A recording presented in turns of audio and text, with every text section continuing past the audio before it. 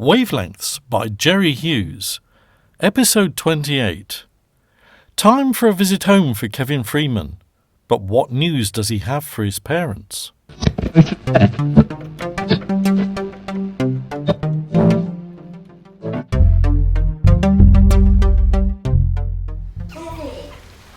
Lovely to see you, dear. My word, you always manage to smell the cooking, don't you? I could smell it wafted as soon as I got out of the car. Smells delicious. It'll taste even better. I didn't give you a call, actually. Oh, well, I've got some news for you. Is Dad likely to be walking in at all? No, he's finishing off a building contract over at Knightsford. Ice extension. Good. Then I can update you. I've been worried sick, love, about that powder. I don't know if your dad's telling me the truth about that or not. Oh, thanks, Mum. When you said that he could be involved with all them goings-on at the Fish and Fowl, well... Look, we don't know that Dad is involved. He may be telling the truth about that powder being used on some building machinery. Oh, I do hope you're right, Kevin. But I have got me doubts.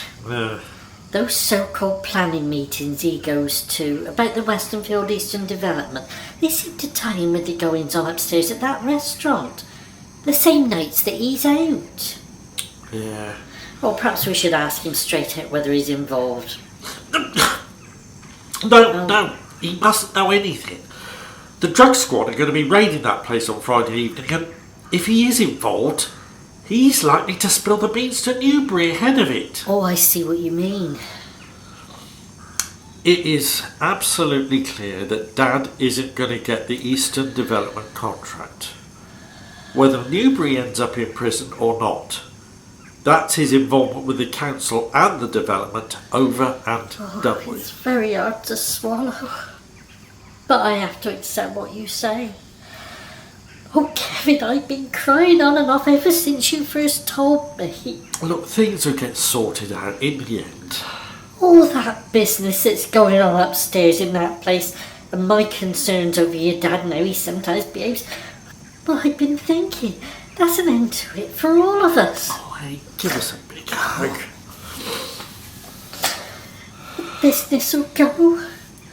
Our whole reputation will be dragged through the press. Your dad will go to prison. That's why we've got to make absolutely sure he's well away from that place on Friday night. We have got to divert him. Yes, but how? Oh, the cooking. Oh, I almost forgot about it. I thought I could smell something burning. Oh, blimey. By the way, if your dad doesn't get that contract, what will happen about that half-price house they've been offering you? Oh, come on.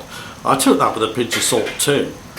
It was Newbury trying to keep Dad happy and me in the station off his back.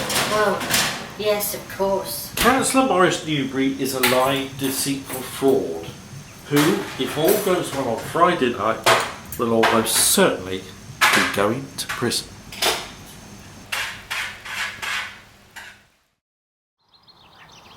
She's determined she's returning to Westonfield. Why doesn't that surprise me? Have you asked her at all, Mark? No, not yet.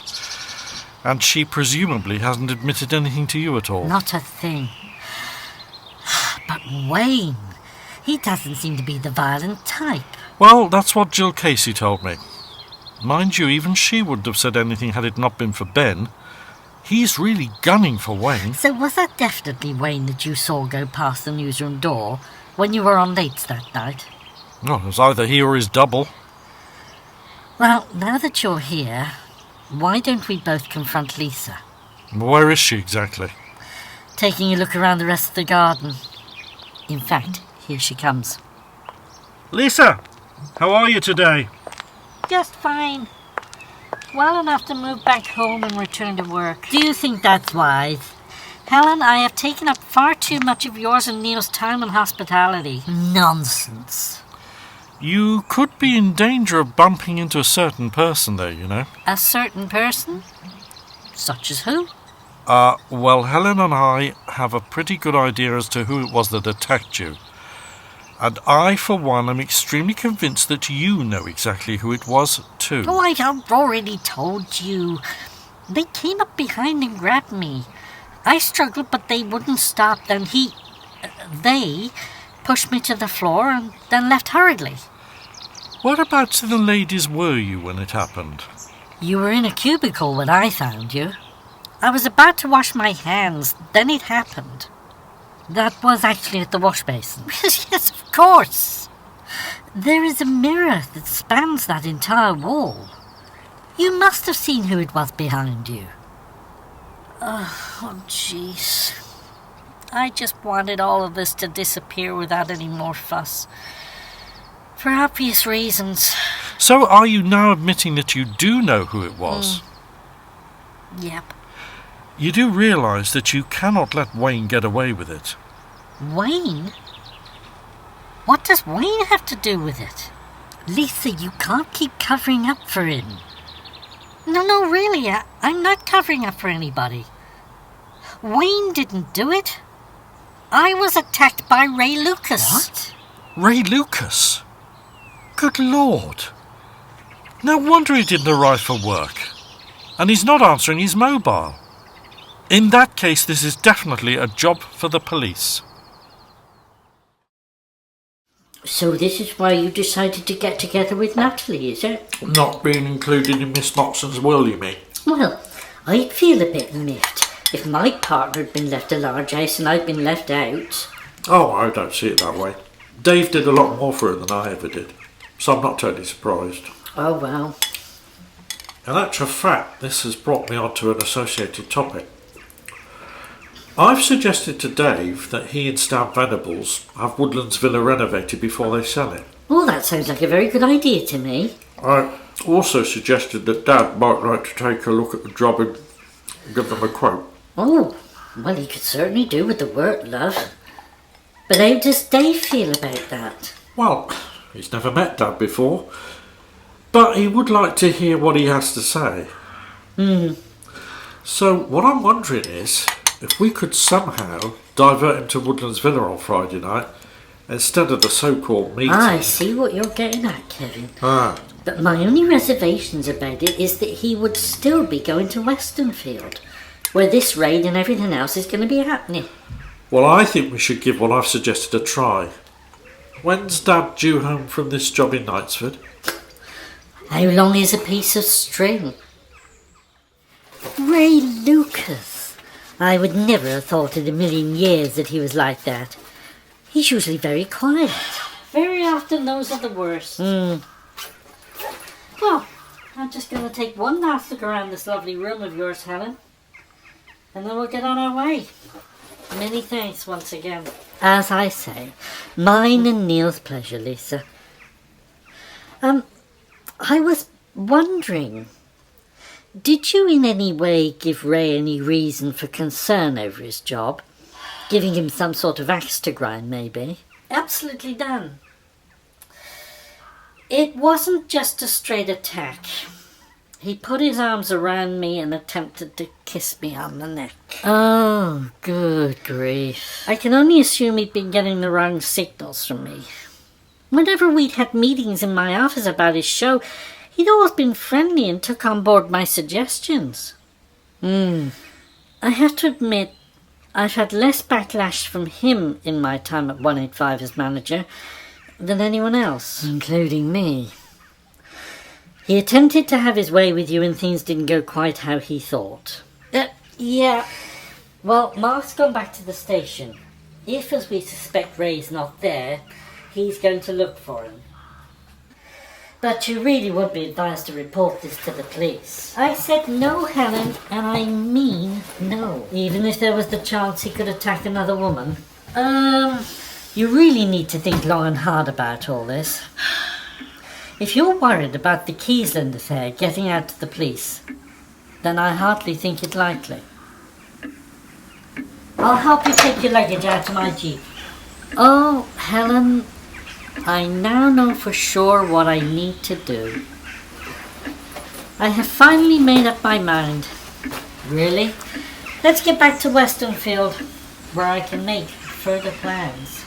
After you. Mark, Kevin Freeman's anxious to see you again. He says you'll know what it's all about. Yes, I do. I'll call him later. Right at this moment, I've got a lot on my plate. Jill, you haven't seen Ray Lucas at all? No, I haven't. Now you come to mention it. Unless he was in when I was on air this morning, of course. If you do happen to see him, say nothing to him, but immediately let me know. Right.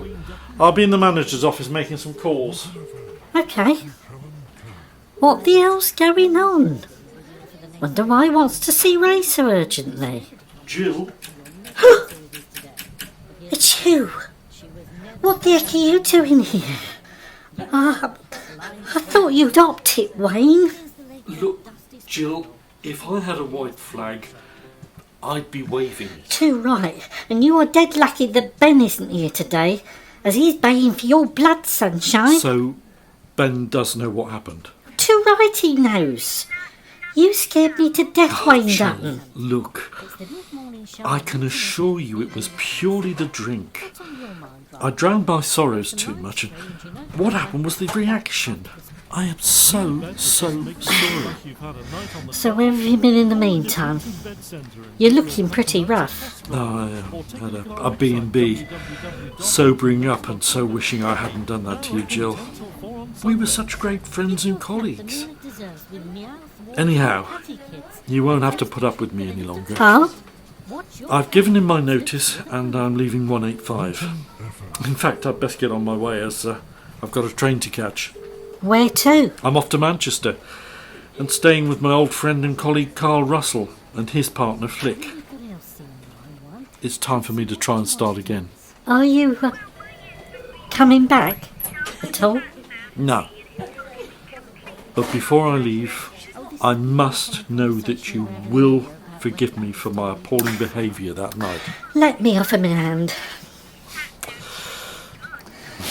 Say no more about it. I won't even tell Ben that I've seen you. Bye, Jill. I'll never forget you. Thanks for being a good friend. Take care. Bye, Wayne.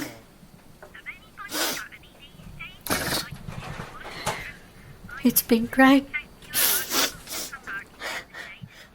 Hi, Lisa. Mark, what's happening? Well, there's been no sign of Ray Lucas. It seems like he's disappeared. Indefinitely. I've been around to his home address and his neighbour hasn't seen head or hide of him for about 2 days or more. I wonder where he's likely to turn up next. Well, that's what worries me too.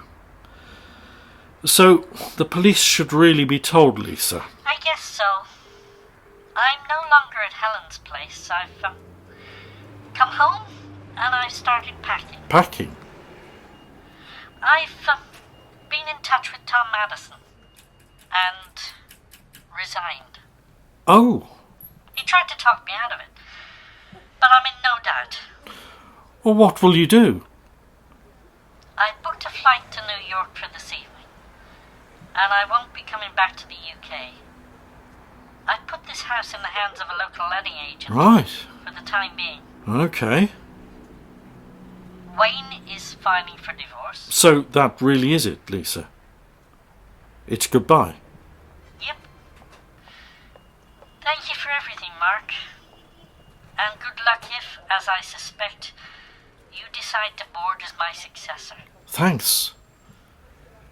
Thanks, Lisa. You take care. You hear?